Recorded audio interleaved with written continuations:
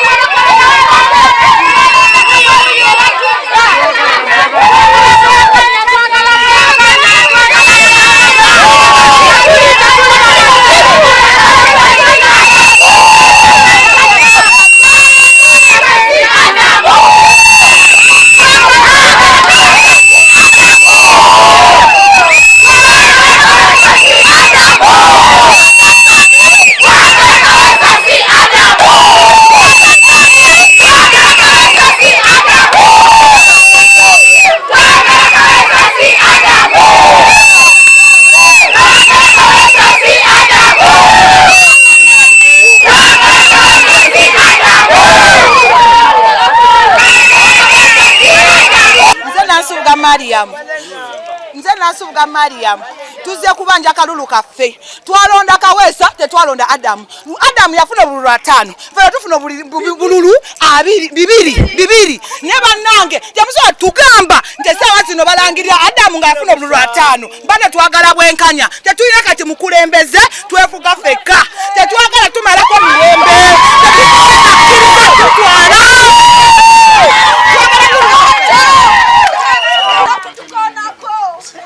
Nze Jemba Ahmada tituli mu kwekalakasa nti oba twekalakasa ne kino kye tukola tubanja buwanguzi bwaffe nga bannakanya abakoota zooni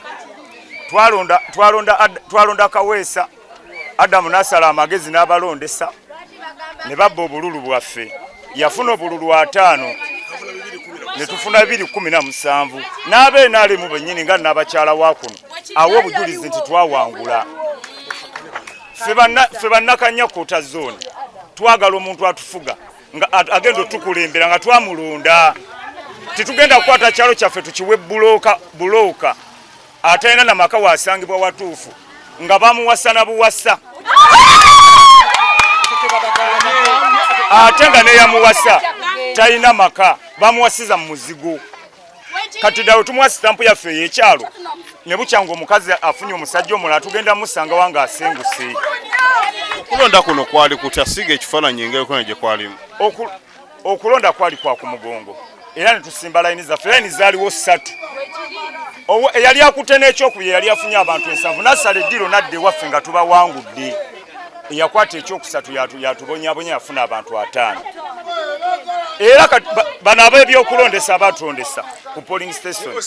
beyakolagana nabo okubba akalulu kaffe tulina n'obujulizi ne osi w'ekitundu kino akimanyi nti twawangula ne wabula tetwagala batunoonyeeko ntondo ffe tulina mpaana muntu yenna ne tugenda kukwata kyalo kyaffe kisaddaaka mu mikono gya bulooka w'amataka. Kati mwe mwategedde mutya nti ekyalo bawadde omuntu omulala obuwanguzi? Lwe tumala olonda lwennyini bagenda ku electoral commission omusajja balangiriramu oli gwe twawangudde gwe baga nti yawangudde naye nga ffe twamuwangudde ne tujja tubanja mpola ne mukulu Kyegombe yajjako eno tufundikiddwa tubuliddwa obwenkanya wabula ffe kye tusaba nga tunnabatuuka kwetta batuwa obwenkanya bwaffe kuba ffe tugenda kukkiriza oyo si mukulembeze oyo mufuzi omusajja mubbi olaba abadde akyali vice ngabba abantu nga yeewaana ate olwo tumuwa obwa chairman. Nze Jemba Ahmada.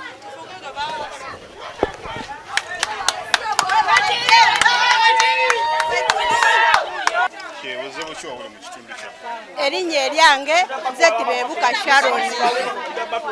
Ekiri ku kitundu kyaffe tubanja akalulu kaffe Manja Karuru Kasarongo Kawesa Latifu Fumulya Munsonda twafuna obururu 2017 ayagala twala Karuru kaffe yafuna 5 tuli bakakamba okuva we twaronda batukakanya nesinga twakola densasagge batuwa Karuru kaffe mu buwombefu obw'ekitala tetuli bakakamu tebatukwata ku musuwa gw'olulimi batuwa Karuru kaffe bye byange.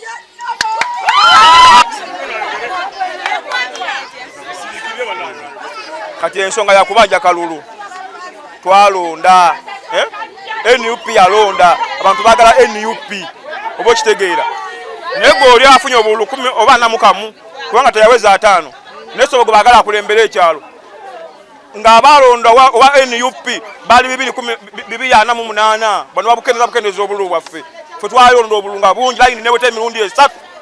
omuntu yafuna obulu anamukamu omugambo otya mbuya agenda fuga ekyalo nakamu bakamongera bwongezi kakimpatira twambaweze obulu 5 twagala buwanguzi bwaffe ekyalo ebbanga lyonna tekuli chairman tetulina chairman okulonda kuno tewaliwo kavuyo buli kimu kyali oke paka kati bwe wojjidde munamawulire wojjidde kati akavuyo kabadde ebbanga lyonna twagala eros twagala office yaffe watuwe stamp office ya nupu byebye byange ewangula wali Latifu wali anzo bakala nyako wali nenga wali bagala kuwa obuwanguzi waki wa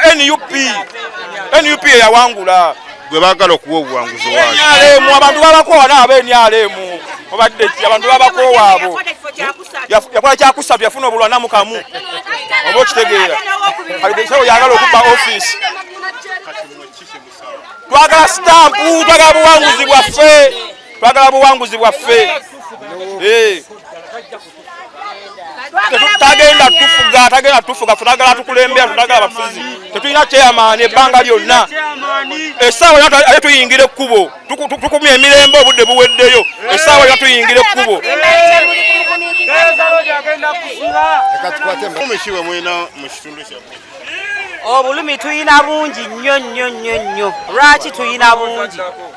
omuntu wasalirawo ssaawa 6 gw'omutuntu n'osimba ku mulala n'olekawo ono ekyamazima twagala bwenkanya tukumye emirembe tukooyi RDC atugamba ajja buli wamu twekubiddeyo enduulu naye biganye ekiddako kudda mu kkubo kwekalakaasa twagala buwanguzi bwaffe ffe twalonda mwami Kaweesa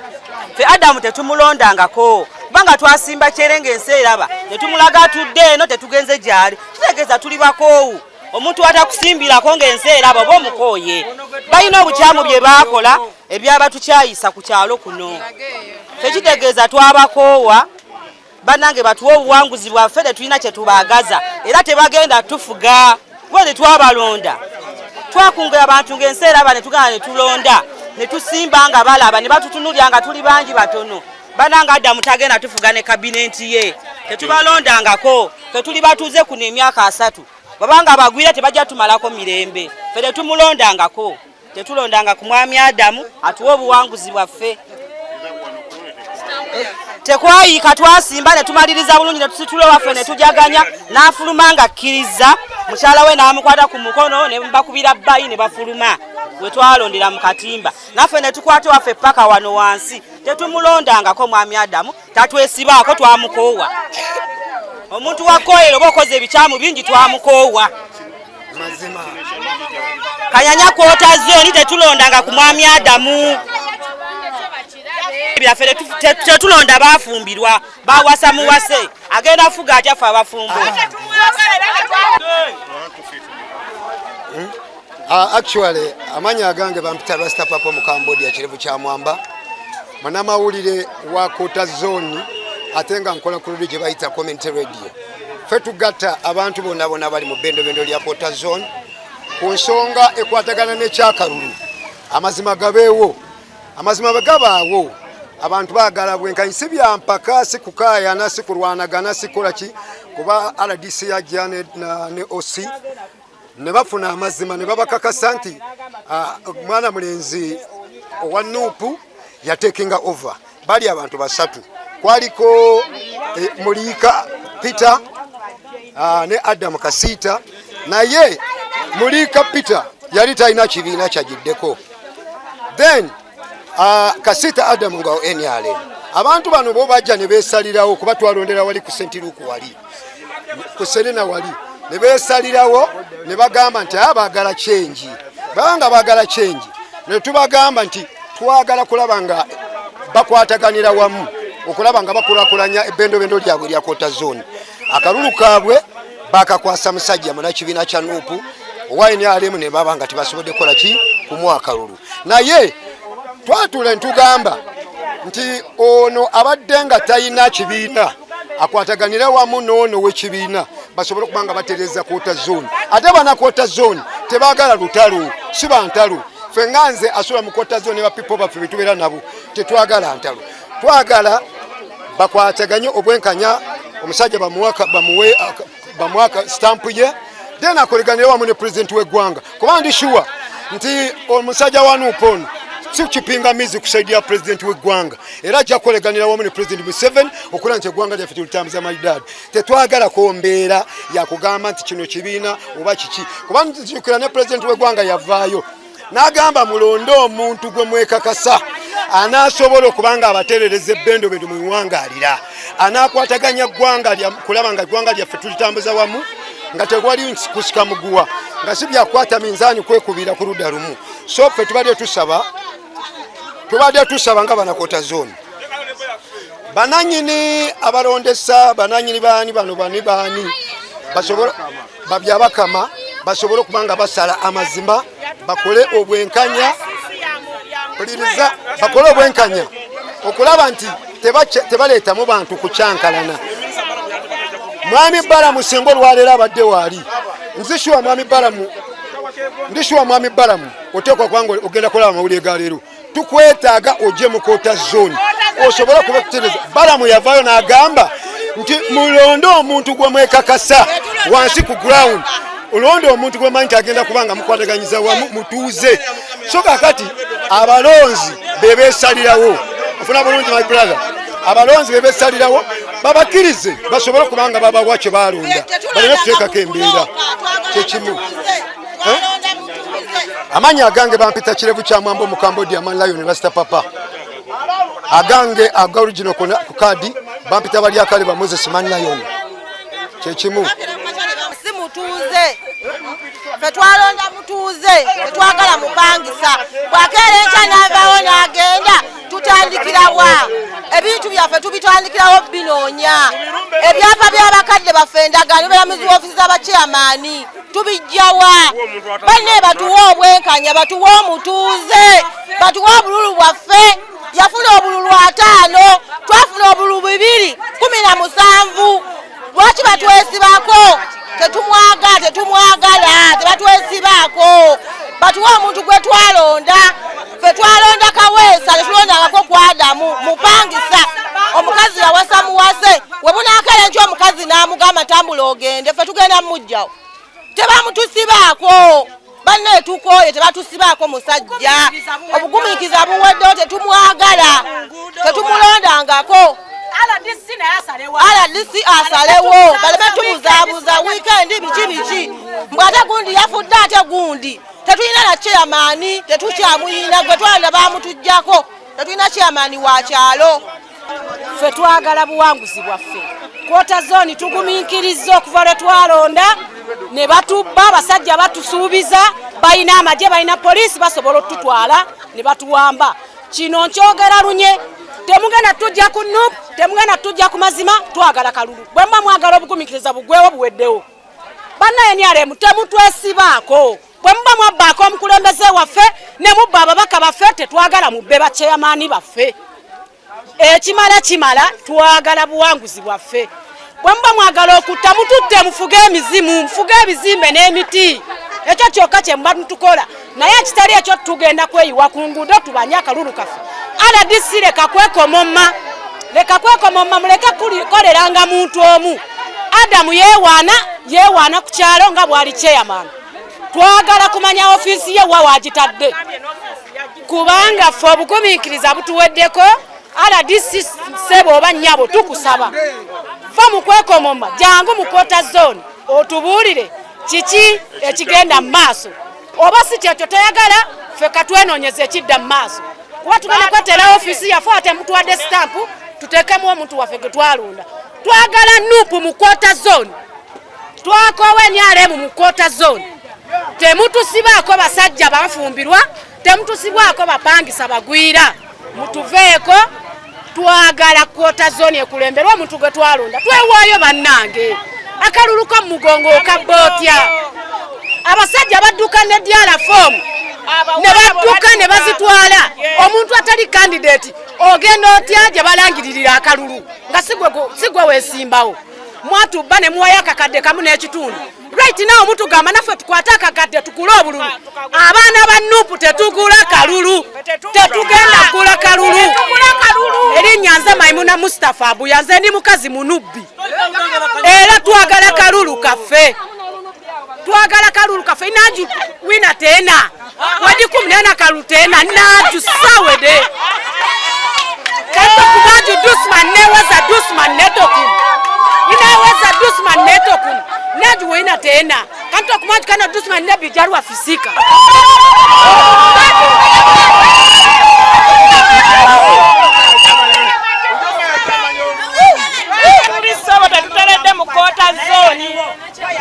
abakulu bonna baveyo bajje mu koota zone embeera si nnungi bajje basale amazima twalonda ne tusimba akaluko mu mugongo twafuna obululu abannuupu 217 abo baafuna 5 Kasita yafuna 5 teyeesiba ku bufuzi bwa munne abeere n'amazima musajja musiraamu era bw'aba afukamira ku musaalo afukamirira bwereere abeere n'amazima aba amanyi nti akeera n'afukamira ku musaalo avayo agambe eggwanga nti nno obuwanguzi kituufu bampangula akwate obululu bwa Kaweesa abumuwe kota zone tetulina ffe kyamaani tusaba batuyambe era batukuutire abakulu bonna gye bali baveeyo bajje basale amazima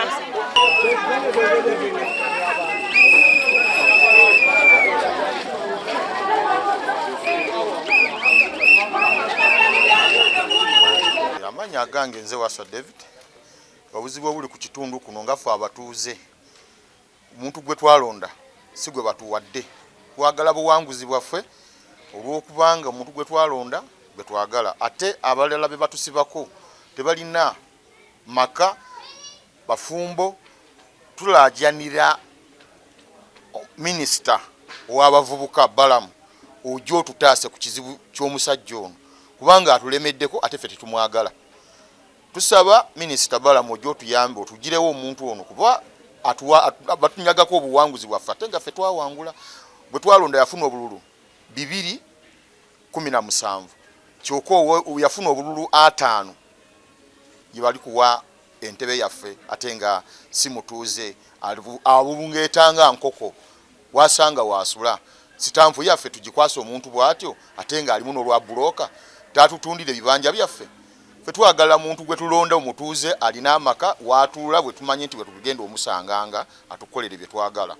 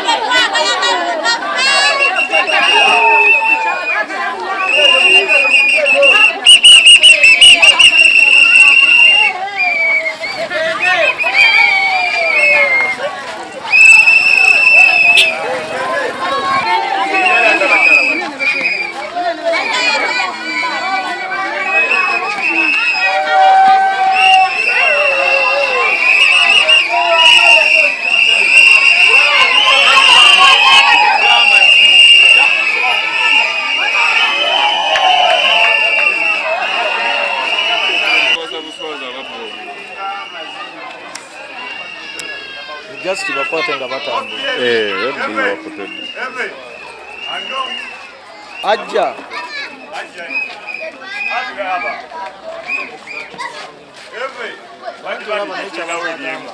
advantage twagala ebigwe n'abakyalo mulaba mama weenami atugamba nze oba muleeta bannama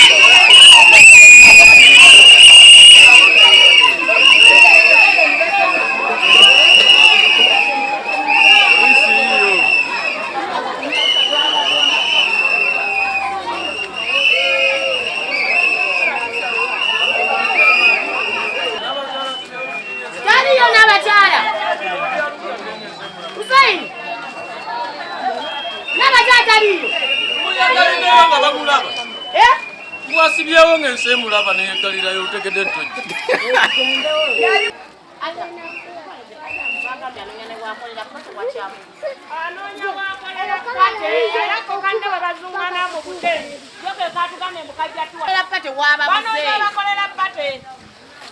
Era kaka oyo Adamu atawandira bwerere batugambye anoonya wakola pate talabawo n'oyo munne beewujja n'obutengi yatugambye bajja tuwa ne kaadi etuyita mune mu ofiisi esaawa zino Adamu yakola ewaluwama era bamuwaddewo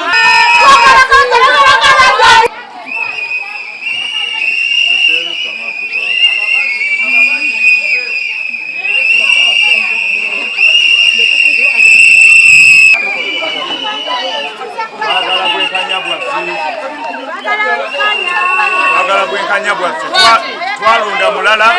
batulirako mulala yagwe bawasa atukulembera